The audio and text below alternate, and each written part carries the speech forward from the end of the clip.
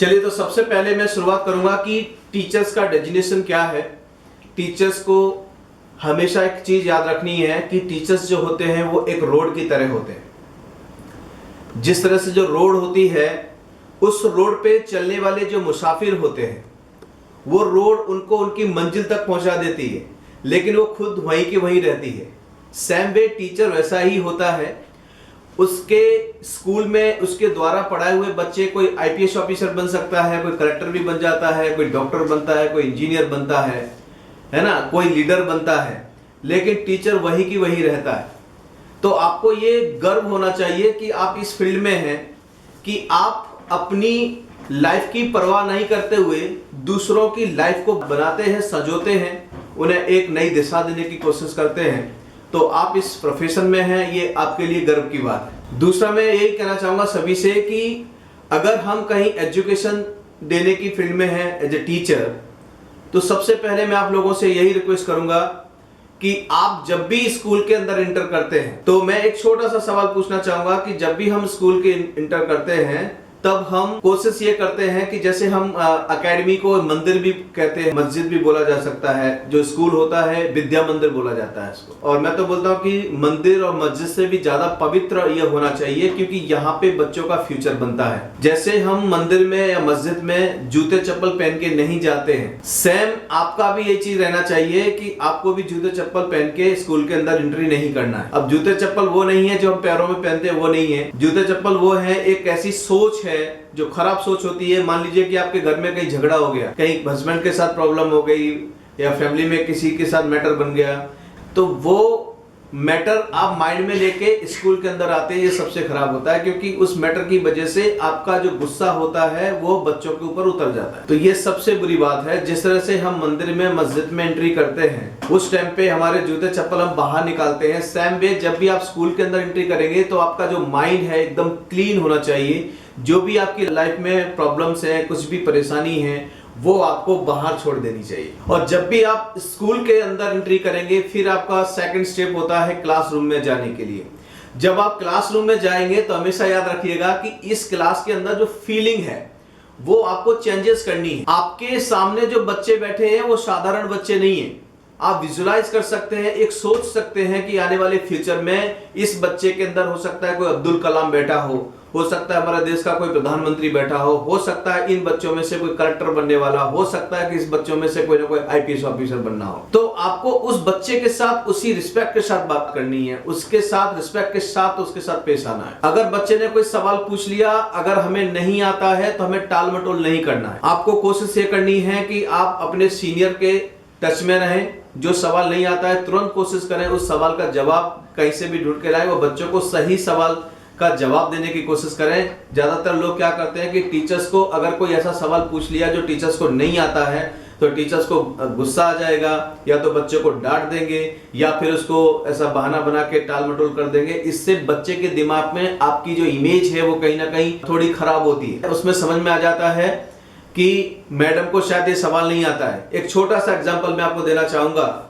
कि आजकल कंप्लेंट करते हैं पेरेंट्स के बच्चे हमारी बात नहीं मानते हैं। उसके पीछे मैं सबसे बड़ा उदाहरण देना चाहता हूं कि बच्चे बात क्यों नहीं मानते। उसका सबसे बड़ा कारण है, मान लीजिए कि आप एक हाउसवाइफ हैं और आप किचन में काम कर रहे हैं, और आपके हस्बैंड जो है उनको खाने के बारे में जरा भी नॉलेज नहीं है, उनको कुछ नहीं आता, यहाँ तक कि इसको लहसुन प्याज भी काटने को नहीं आता है।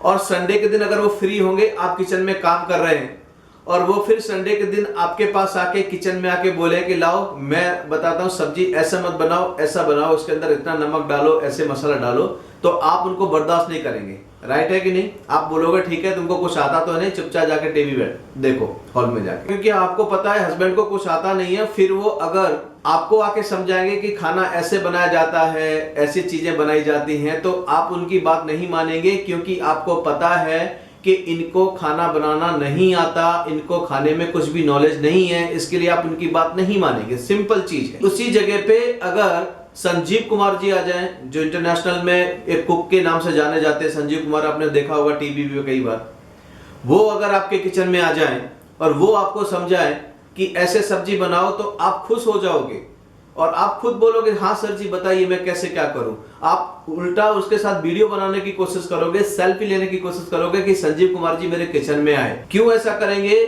क्योंकि आपको पता है संजीव कुमार जी को बहुत बड़ा नॉलेज है कुकिंग का, और जबकि दूसरी ओर आपके वो हस्बैंड है, ज्यादा रिस्पेक्टेड हैं, आपके हमेशा साथ रहने वाले हैं, जीवन साथी हैं, फिर भी हम उनकी किचन से बाहर इसलिए निकाल देंगे कि आपको पता है उनको नॉलेज नहीं है। सिंपल चीज है। सेम वे ये बच्चों के साथ होता है। कहीं ना कहीं अगर हम बच्चों को अच्छा नॉलेज देना चाहते हैं तो आपको सबसे पहले एक कोशिश करनी है कि कुछ ना कुछ सीखते रहना है। अगर कोई सवाल का जवाब आपके पास नहीं है तो कहीं ना कहीं आपको उस सवाल का सही जवाब देके बच्चों तक पहुंचाना है, जिससे बच्चा हमेशा आपकी रिस्पेक्ट करे। उसको टाल मटोलना नहीं है, उसको डांटना नहीं है।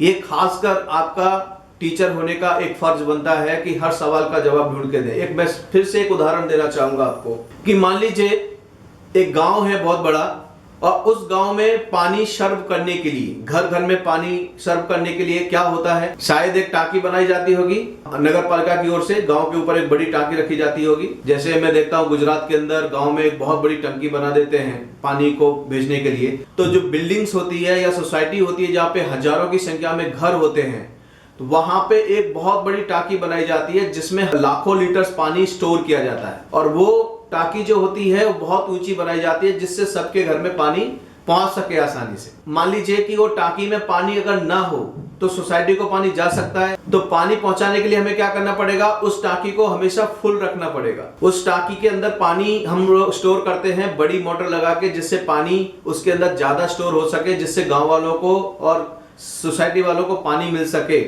तो आप जो हो उस टांकी के बराबर हो, उस टांकी की तरह हो जो हमेशा फुल होना चाहिए। क्योंकि अगर आपके अंदर पानी नहीं रहेगा तो आप दूसरों को पानी नहीं दे पाएंगे, यानी कि जो नॉलेज अगर आपके पास नहीं रहेगा तो बच्चों को नॉलेज आप कैसे पहुंचाओगे। इसीलिए आपकी कोशिश ये होनी चाहिए कि जब भी आप फ्री होते हैं आप कोशिश करें कि कुछ ना कुछ सीखते रहें, हमेशा सीखने की इच्छा रखें, हमेशा सीखते रहें। एज ए टीचर आपको हमेशा कोशिश करनी चाहिए कम से कम 1 से लेके 2 आवर तक। नेट आजकल बहुत आपको हर जगह मिल जाता है। गूगल, दुनिया में सबसे ज्यादा भी गूगल चल रहा है। गूगल से लोग कई तरह के नॉलेज ले लेते हैं। आप हमेशा कोशिश करो कि मैं यूनिक क्या करूं, मैं क्या नया सीखूं, जिससे बच्चों को मैं नई नॉलेज दे सकूं, बच्चों को क्या जरूरत है, क्या नीड है।